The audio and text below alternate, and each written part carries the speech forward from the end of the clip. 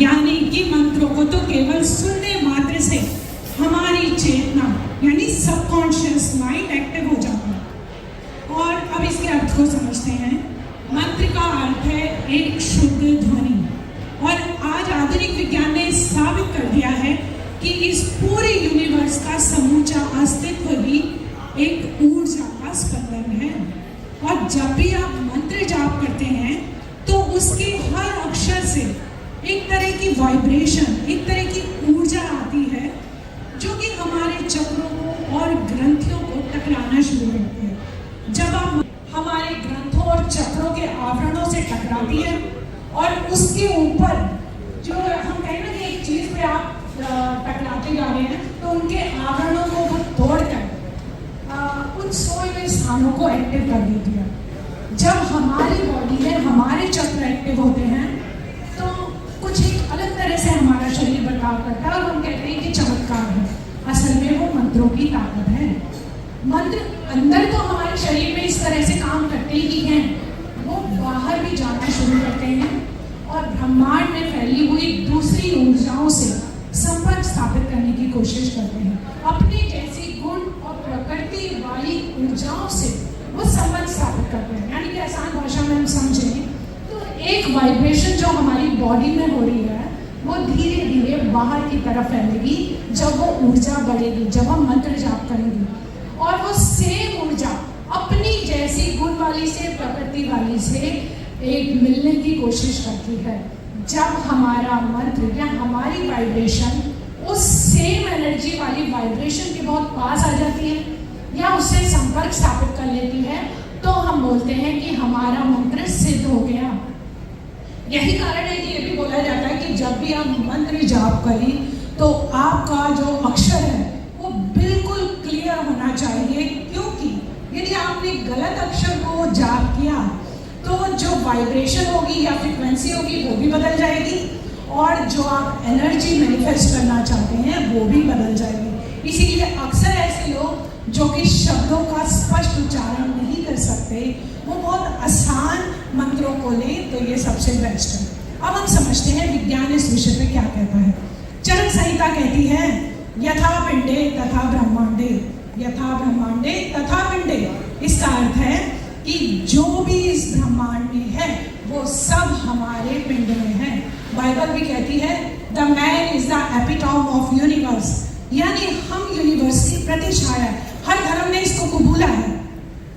दरअसल हमारे ब्रेन में मिलियंस ऑफ न्यूरॉन्स मिलकर कुछ ऐसा स्ट्रक्चर बनाते हैं जैसा कि ये स्टार्स और गैलेक्सी मिलकर यूनिवर्स का बनाते हैं। स्टार्स और गैलेक्सी में जिस प्रकार अपनी फ्रीक्वेंसी प्रोड्यूस करते हैं, हमारा ब्रेन भी बिल्कुल इसी तरह ब्रेन वेव्स प्रोड्यूस करता है। यही ब्रेन वेव्स तय करती हैं कि हम किस तरह के व्यक्ति हैं, हमारा सबकॉन्शियस माइंड कैसा है, हमारा कंसंट्रेशन लेवल कैसा होगा। हर व्यक्ति की अलग अलग ब्रेन वेव होती है। उन्हें हम मोटे तौर पे 5 भागों में बांट सकते हैं, बीटा, अल्फा, थीटा, डेल्टा और गामा। जब हम बीटा स्टेट ऑफ माइंड में होते हैं तो हमारे माइंड में लगभग 40 to 60 थॉट्स पर मिनट आते हैं। उसके बाद जब हम अल्फा स्टेट में आते हैं तो हमारे माइंड में लगभग 30 विचार पर मिनट आते हैं। इसी प्रकार अगर हमारी स्टेट ऑफ माइंड इम्प्रूव होती है तो हमारे दिमाग में विचारों की संख्या कम होती जाती है। इस और हम आज की भाषा में समझें, यदि हम किसी चीज़ पे वर्कलोड बहुत ज़्यादा रखेंगे तो वो मशीनरी इतना अच्छा काम नहीं कर पाएगी। और यदि हम उसको बहुत आसानी से रखेंगे, जैसे आप सबके पास फ़ोन भी होंगे ना, अगर फ़ोन आपका 80 to 90% भरा होता है तो वो अपनी सर्विस नहीं दे पाता, आगे ऐप बंद होते हैं, हैंग होता है। ठीक हमारे ब्रेन की यही स्थिति है। यदि मैं अपने ब्रेन पर विचारों का इतना ज़्यादा लोड लेके चलूँगी तो कैसे संभव है कि मेरा ब्रेन अच्छे से काम कर पाए। अब जब हम मंत्र जाप करते हैं तो मंत्र जाप के समय हम अपने माइंड को एक मंत्र पे, एक शब्द पर ठहराते हैं, और उस समय हमारे माइंड में आने वाले फालतू के विचार कम हो जाते हैं। तब हमारा ब्रेन अपनी सबसे बेस्ट स्थिति में काम करता है। हम सोच भी नहीं सकते हमारे दिमाग में कितनी शक्तियाँ हैं। जो हम खुद एक्टिव कर सकते हैं, वो ब्रेन हमारा इस तरह से उस समय काम करता है। तो मेरा यहाँ पर ये कहना है कि ब्रेन की पावर को हम सब क्यों ना बढ़ा लें अपने जाप से। हमारे ऋषियों और मुनियों ने हजारों सालों की तपस्या से एक ये मंत्र बनाया। जैसे एक साइंटिस्ट है ना, वो अपनी सारी रिसर्च में फॉर्मूला में कोड करता है, ठीक ऐसे ही मंत्रों को हमारे ऋषियों ने कोड किया हुआ है। बिल्कुल आसान है। और इस मंत्र के साथ अगर हम हमारी हर समस्या का समाधान कर सकते हैं, हर बीमारी का सलूशन इन मंत्रों के पास है। इवन रामचरितमानस में जितनी चौपाइयाँ हैं वो आपकी हर प्रॉब्लम का सलूशन है। हमें कभी भी टोटके करने चाहिए या नहीं करने चाहिए, इसमें लोगों की अपनी अपनी राय है और मुझे बिल्कुल हक नहीं है कि हम दूसरों को बोले।